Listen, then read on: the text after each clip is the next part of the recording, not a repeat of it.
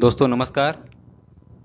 दोस्तों आप सभी लोगों का स्वागत है कुमार इंस्टीट्यूट में। दोस्तों उत्तर प्रदेश में जो एसआई भर्ती चल रही है, इसमें दूसरे सेक्शन में दिया हुआ है संविधान।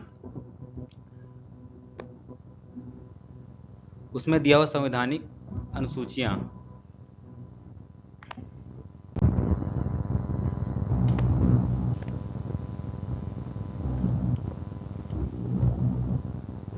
इसके अंतर्गत दिया हुआ है, मूल रूप से संविधान में 8 अनुसूचियां थीं, लेकिन अब अमेंडमेंट संशोधन के माध्यम से 12 अनुसूचियां हो गई हैं।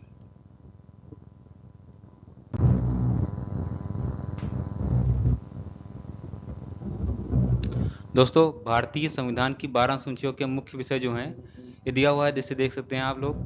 पहला दिया हुआ है, पहली अनुसूची राज्यों और केंद्र शासित प्रदेशों के नाम से संबंधित है। दूसरी जो अनुसूची दी हुई है, ये राष्ट्रपति, राज्यपाल, लोकसभा के अध्यक्ष व उपाध्यक्ष से संबंधित है। और तीसरी जो दिया हुआ है, राज्यसभा के अध्यक्ष और उपाध्यक्ष आदि के वेतन से संबंधित है। और जो तीसरी अनुसूची दी हुई है, इसमें विभिन्न पदों के उम्मीदवारों द्वारा ली जाने वाली शपथ या प्रक्रिया से संबंधित है। चौथी अनुसूची जो दी हुई है, राज्यों और केंद्र शासित प्रदेशों को राज्यसभा में सीटों का आवंटन, उससे संबंधित है। जो पांचवी अनुसूची दी हुई है, उसमें अनुसूचित क्षेत्रों और अनुसूचित जनजातियों के प्रशासन और नियंत्रण से संबंधित है। दोस्तों भारतीय संविधान की जो 12 अनुसूचियां हैं, उनमें मुख्य विषय और भी हैं।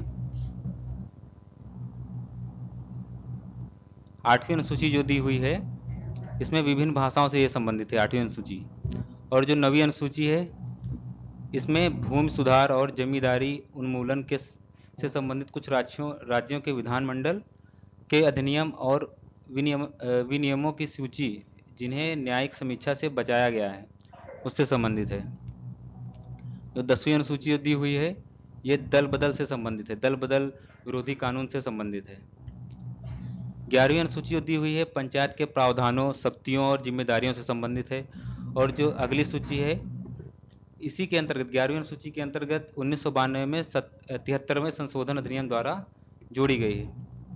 और 12वीं अनुसूची जो है, ये नगर पालिकाओं के प्रावधानों, शक्तियों और जिम्मेदारियों से संबंधित है, जो कि 1992 में 74वें संविधान संशोधन अधिनियम द्वारा जोड़ी गई है।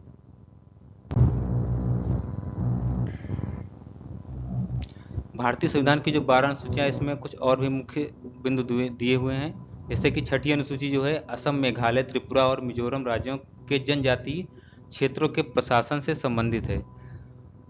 नेक्स्ट जो दिया हुआ है, 7वीं अनुसूची, ये केंद्र राज्य के बीच विधायी शक्तियों के वितरण से संबंधित है। इसमें संघ सूची, राज्य सूची और समवर्ती सूची तीनों ही आती हैं। ये मुख्य पॉइंट एक दिया हुआ है, सिलेबस में भी दिया गया है। जो अखिल भारतीय सेवाएं हैं, जो 3 होती हैं, जिनमें केंद्र राज्य दोनों सरकारों के लिए सामान्य अधिकारी होते हैं। भारतीय प्रशासनिक सेवा, जिसे आईएएस कहते हैं, भारतीय पुलिस सेवा, जिसे आईपीएस कहते हैं, और भारतीय वन सेवा, जिसे आईएफएस कहते हैं। इन सेवाओं के अधिकारी केंद्र द्वारा नियुक्त किए जाते हैं, लेकिन वे विभिन्न राज्य सरकारों के तहत काम करते हैं, जिससे केंद्र और राज्यों के बीच एक समान प्रशासनिक ढांचा बना रहता है।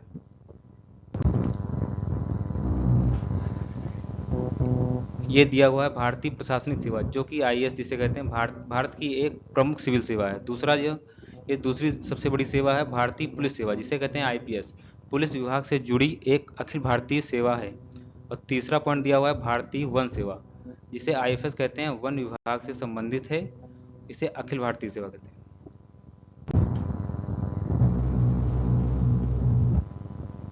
ये तीनों सेवाएं हैं, इनकी कुछ मुख्य विशेषताएं दी गई हैं। जैसे कि दिया हुआ समान सेवाएं, ये सेवाएं भारतीय संविधान के अनुच्छेद 312 के तहत स्थापित की गई हैं।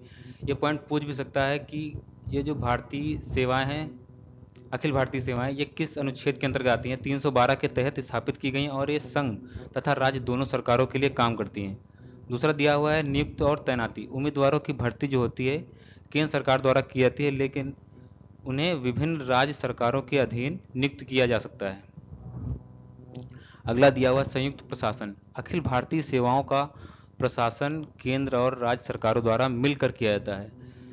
अगला दिया हुआ है राज्य और केंद्र के लिए उत्तरदायित्व। इन सेवाओं के अधिकारी राज्य और केंद्र सरकारों के अधीन सेवा करने के लिए उत्तरदायी होते हैं। अगला दिया हुआ है अधिनियम द्वारा निर्माण। संसद के एक अधिनियम यानी अखिल भारतीय सेवा अधिनियम 1951 के तहत इन सेवाओं का निर्माण किया जाता है। दोस्तों,